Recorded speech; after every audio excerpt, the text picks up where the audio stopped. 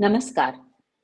I'm Dr. Kant, and you are watching Dr. KK Med Talks Fridays with Dr. Anita Kant, non-stop show, 635th episode. Let's have the headlines of the day.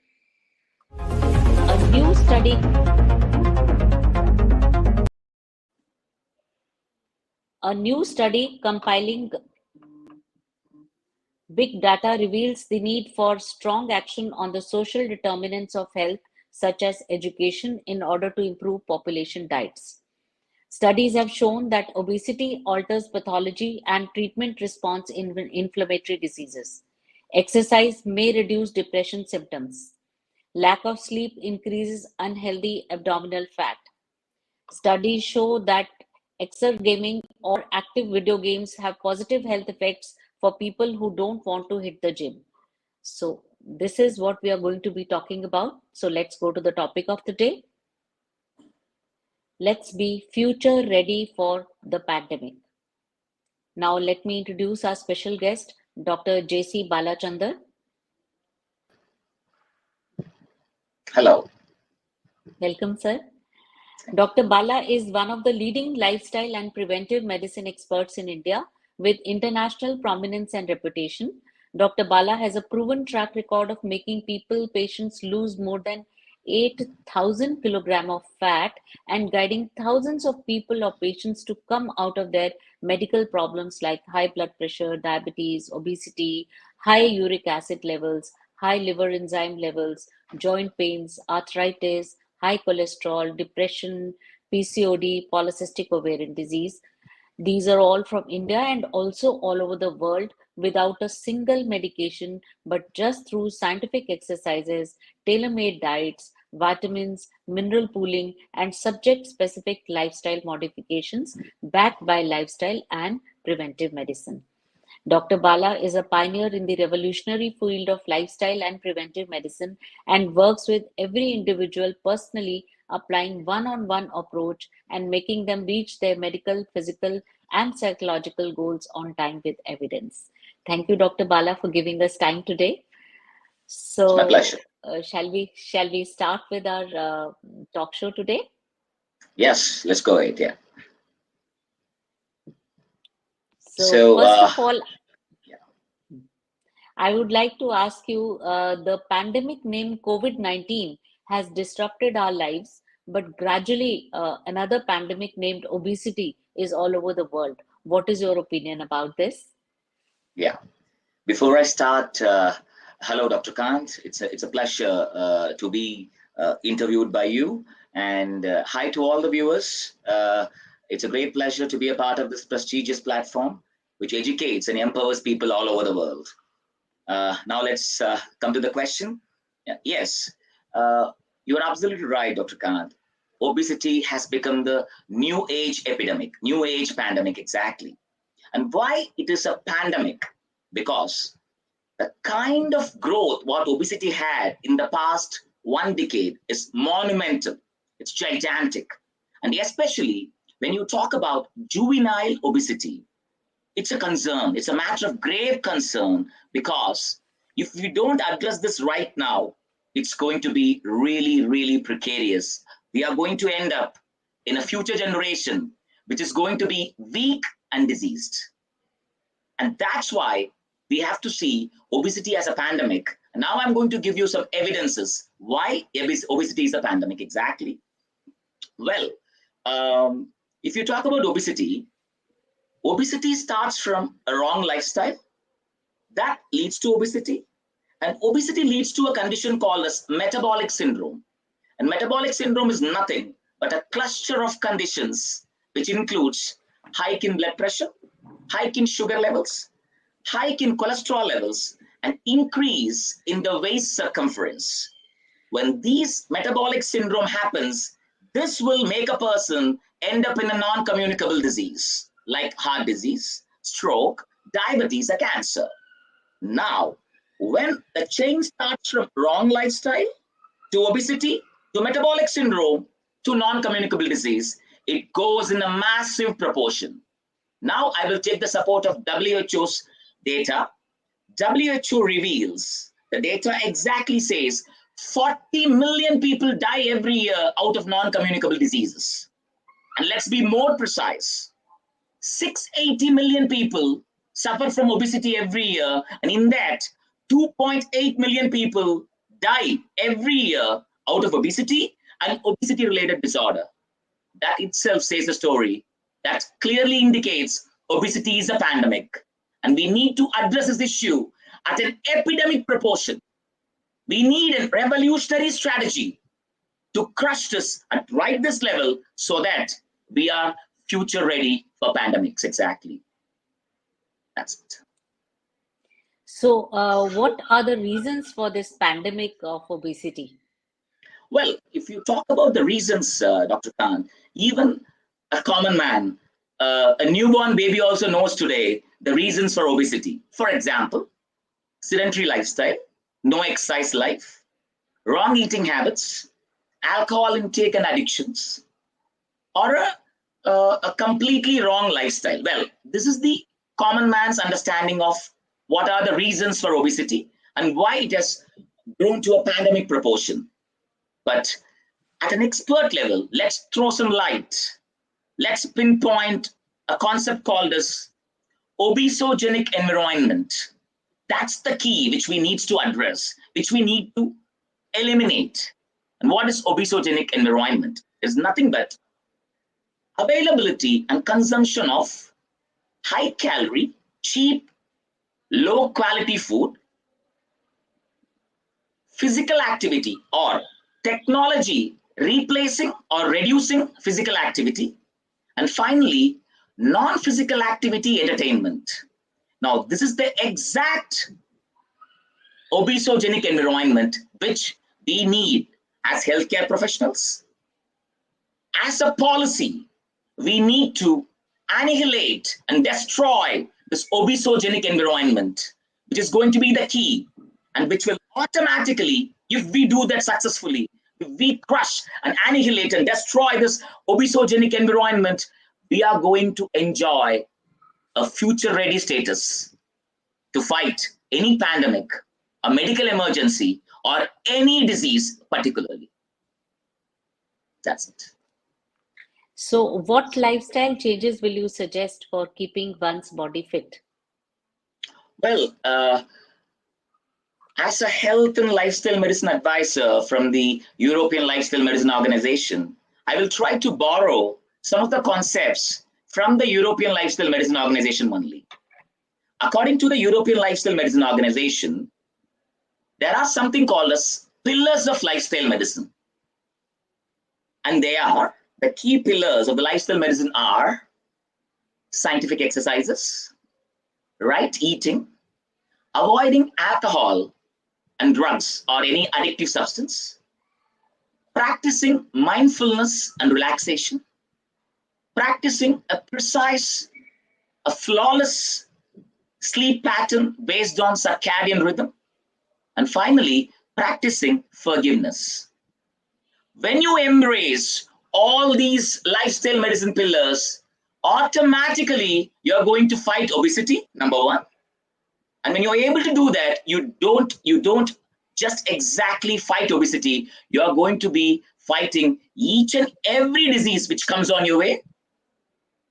You're future ready for pandemics, and you're future ready for any medical emergency.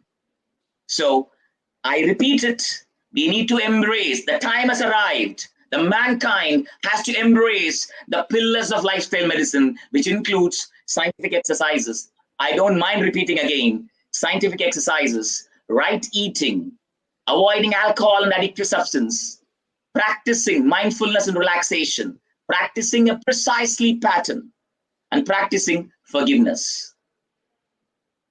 That's it. They are the key strategy and the key pillars of lifestyle medicine. And that's how the human being, every human being, can fight disease at an evidence-based level. Diet, as we all know, plays a big role in fitness programs and also in increasing fighting power against diseases.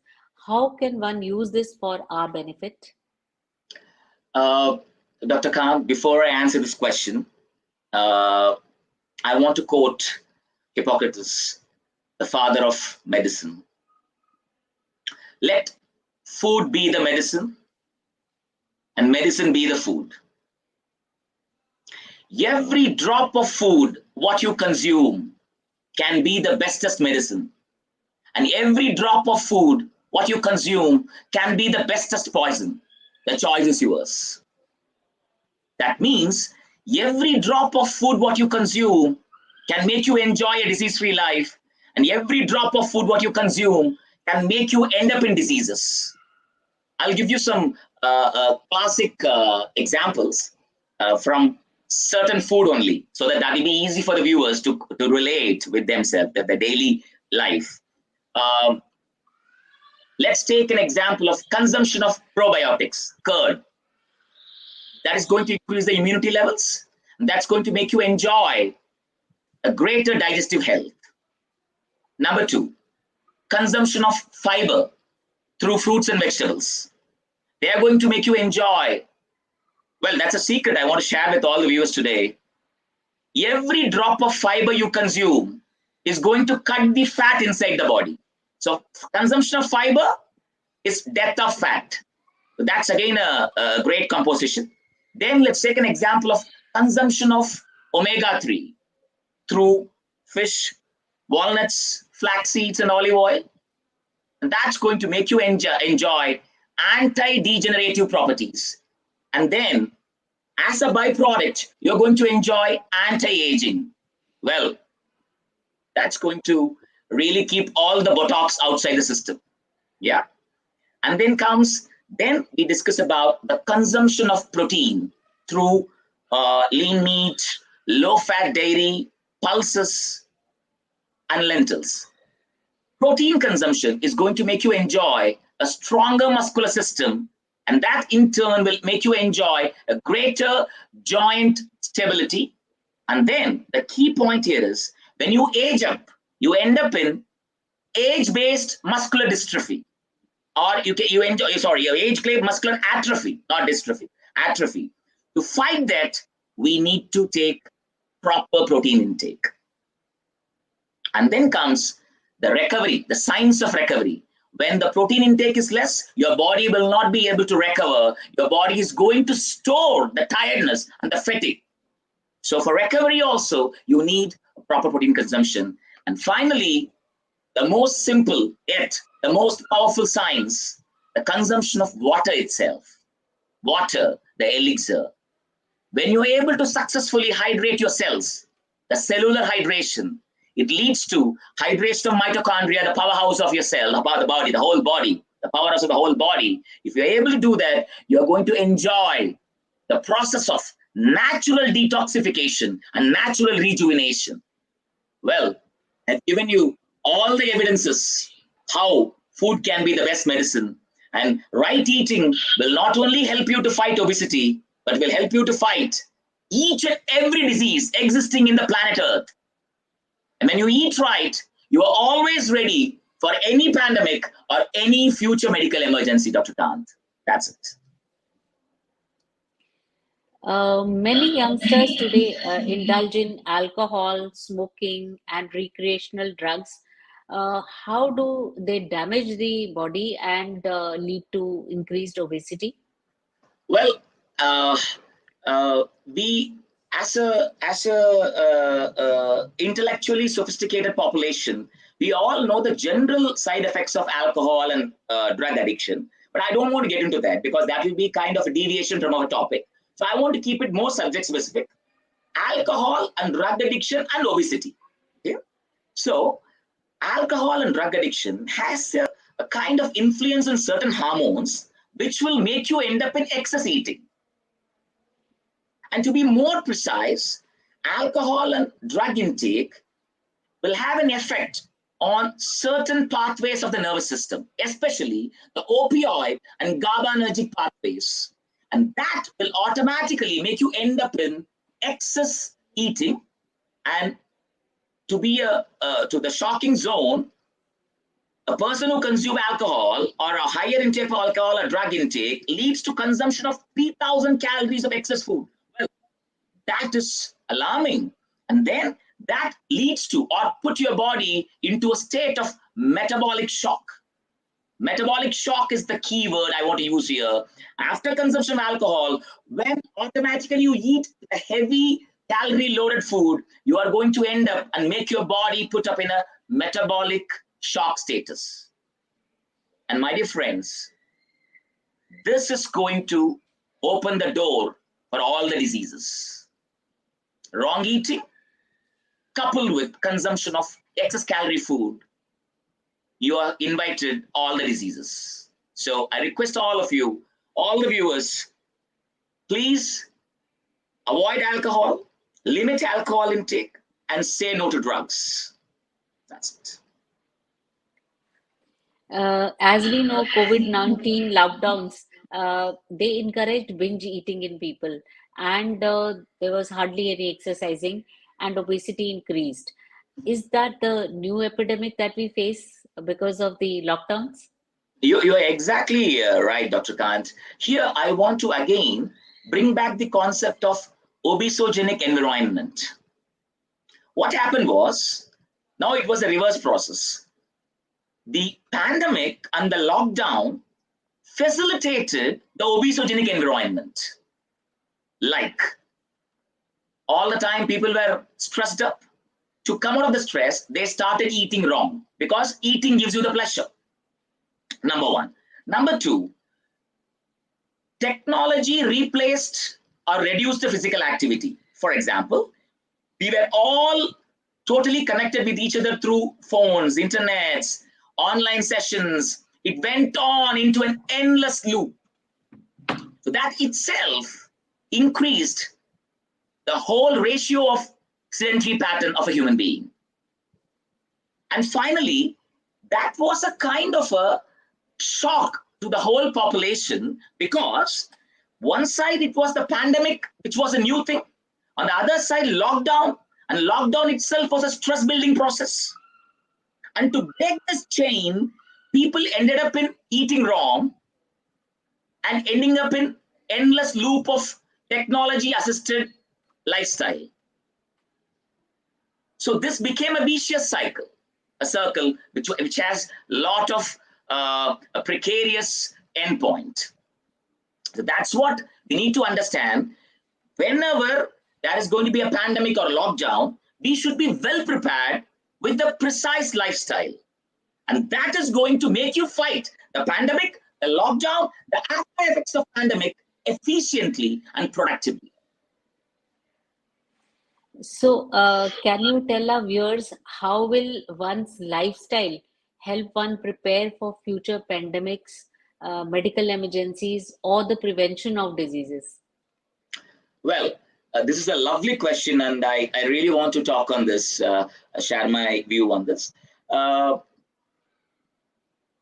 When you embrace lifestyle medicine comprising of scientific exercises, right eating, and all other lifestyle pillars, I have to tell you, my dear friends, your lifestyle is going to be the perpetual lifetime vaccine. Trust my words, your lifestyle is the perpetual lifetime vaccine. Now I will explain you from the context of Corona, how your lifestyle can be a perpetual lifetime vaccine. Now I will take the support of WHO data here. Let's start from the mortality rate in the COVID. If you see, as per the WHO statement, 80% of people who died during COVID were because of COVID comorbidities. And what are all the COVID comorbidities? High blood pressure, diabetes, high cholesterol, and finally obesity. Only people who had this COVID comorbidity, they died. That means out of 100 people who died, 80 people died mostly because of the COVID comorbidities. Exactly. So imagine if those people would have worked on their lifestyle, and if all the parameters were kept under control, we would have stopped so much of deaths. And that is called as preparation for pandemics. Now we need to do that. And number two, again, the data from WHO says the people who demanded or who required the the maximum oxygen consumption or oxygen requirement or ICU requirement or ventilator requirement were those people who had COVID comorbidities. So imagine if they worked on themselves and if the parameters were normal, the load on the medical system would have been very less and we would have been able to efficiently and effectively handle this pandemic situation. So it's a learning curve. It's a learning for not only the individuals, for the medical system, for the governmental agencies, for the policymakers, for the lawmakers all over the world. We have to emphasize on the lifestyle medicine, because the lifestyle medicine is going to be the perpetual lifetime vaccine. That's what I want to say. Perpetual lifetime vaccine. And if you follow your lifestyle precisely, yes, the question you asked, Dr. Kant, you will be able to fight any pandemic, the future pandemics, any medical emergency, or any disease effectively, efficiently, with ease and absolute stability. I'd like to say one thing, Dr. Bala. You not only treat and help people with passion, you speak about it with so much of passion. But just let me know, how does one stay motivated to follow that healthy lifestyle once you set them back on the track? I have two answers for this, Dr. Kant. One is a blunt answer. Yeah, a blunt, and this is my anger towards the society. A blunt answer and a regular answer. What would you choose? Are there any special tips for the special population like the elderly, the children, No, and I'm pregnant here women? to answer that question. I'm here to answer that question. I have a blunt answer for the motivation you asked me. The blunt and direct answer is, you want motivation for a great lifestyle? Just check the videos of the long queues in front of the hospitals, of the long queues in front of the crematoriums. You will get the motivation why I should work on my lifestyle. This is my blunt answer for the motivation. If you talk about a regular answer, yes, a disease-free life is the motivation. You don't want to be in any pills. You want to enjoy a great life. You want to enjoy a disease-free life, and that's the best motivation. That's it. Yeah. Mental health plays an important role in well-being, as we all know. But what are your suggestions for keeping a positive outlook in a person who's suffering from obesity? Well, mental health in India is seen as a separate entity. Mental health is not a separate entity, Dr. Kant. If you want to enjoy a greater mental health, first you have to work on your physical health. That means, now I'll tell you the complete flow chart, how it's going to be exactly. When you start working on your lifestyle, that includes scientific exercises, right eating, avoiding alcohol, working on mindfulness and relaxation, working on proper sleep pattern, and working on a forgiveness process.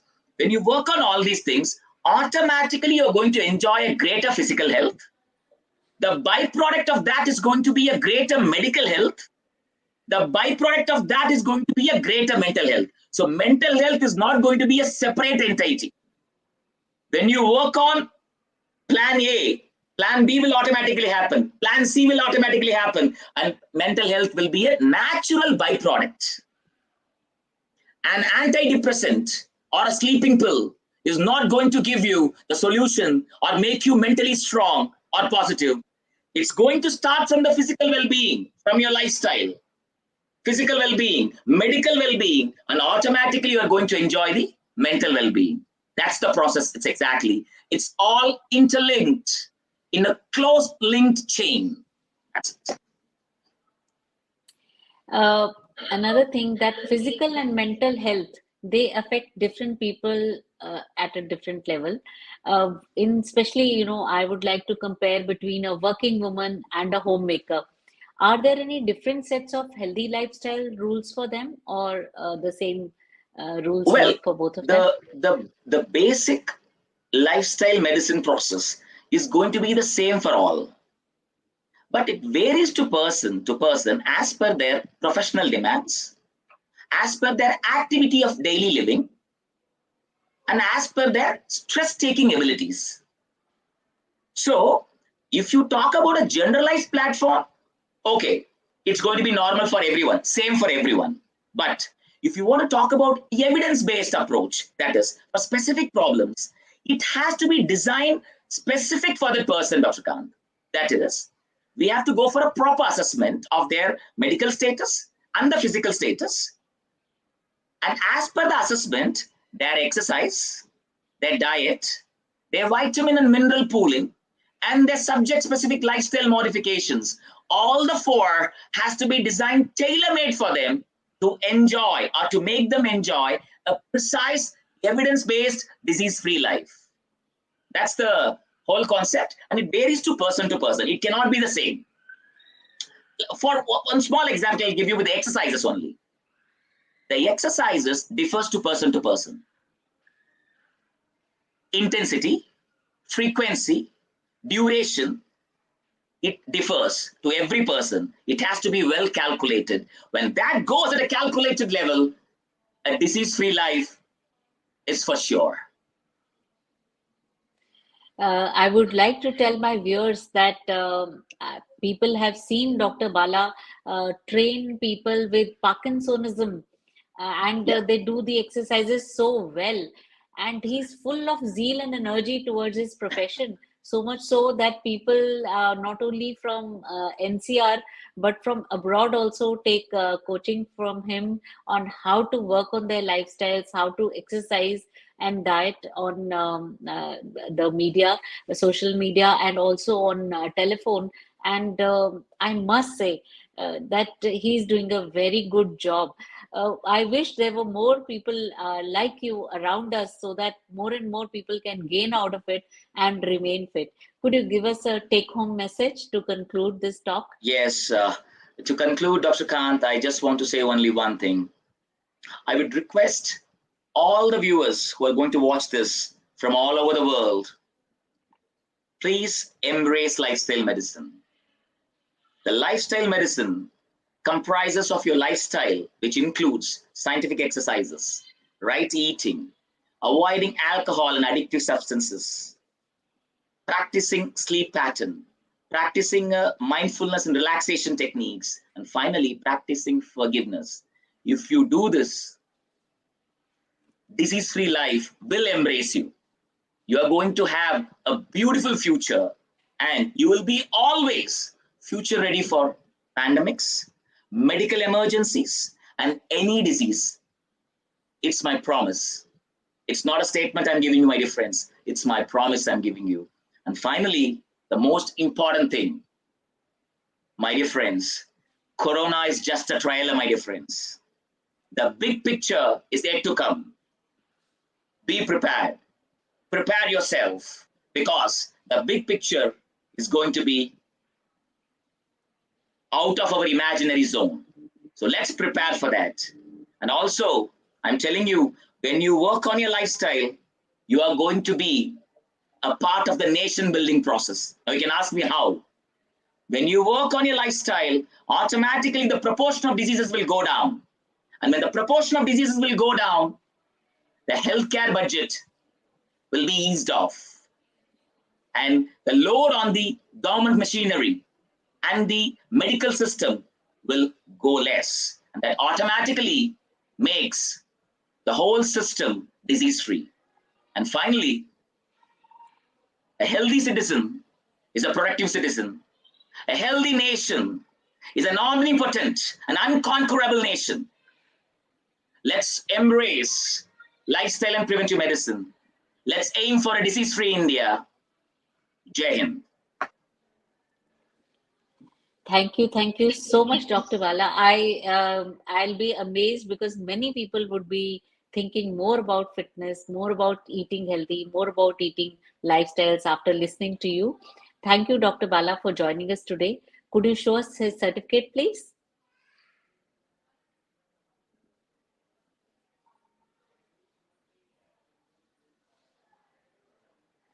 That will be all for today. Dr. KK Med Talks will be back tomorrow at 7 p.m. with another edition of the show.